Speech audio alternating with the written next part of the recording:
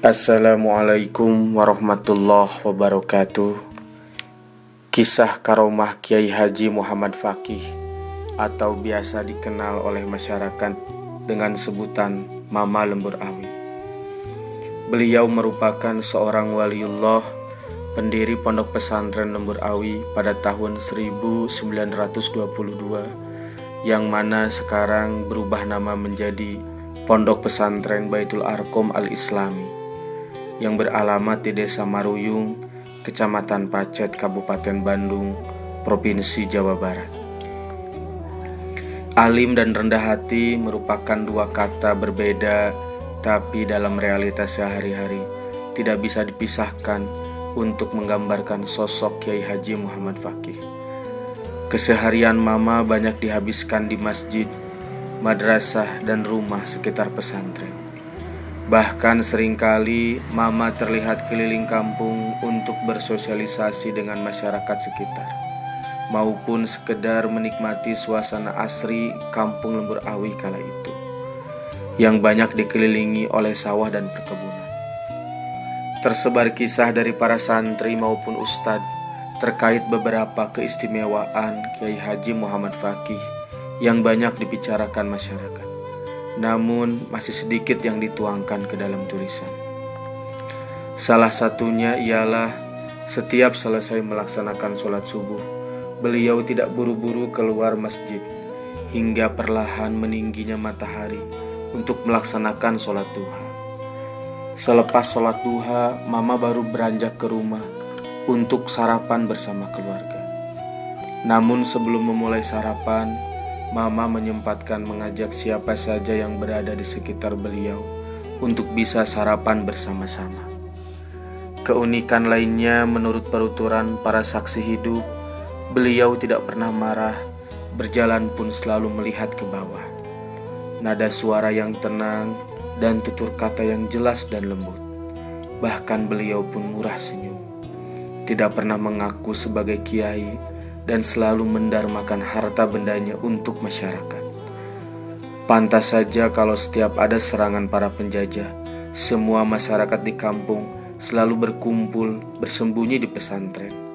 Penenang batinnya masyarakat di sekitar di kala itu ialah Mama Muhammad Faqih. Bagi masyarakat, Mama Muhammad Faqih tidak hanya sebagai kiai atau guru ngaji, tapi beliau seperti orang tua tempat berlabuh seluruh hajat masyarakat dan penjaga dari para penjajah.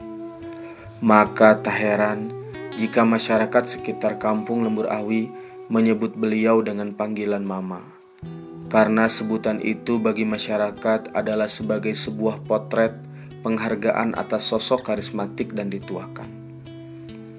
Pada masa DITII sekitar tahun 1949 sampai 1962, daerah Pacet menjadi tempat persinggahannya. Di tempat inilah Kartosuwiryo ditemukan dan ditangkap.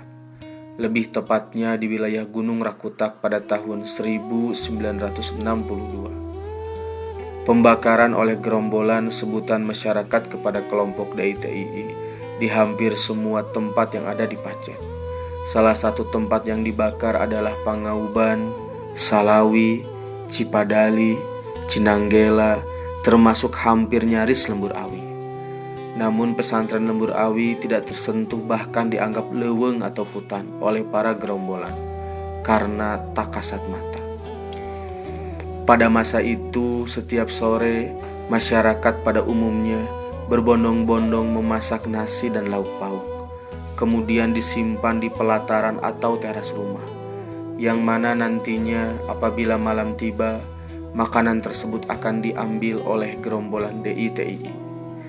Hal tersebut dilakukan semata-mata guna keselamatan masyarakat kampung Lembur Awi dari kekejaman gerombolan. Karena jika masyarakat tidak menyiapkan makanan, maka gerombolan akan membakar habis rumah mereka.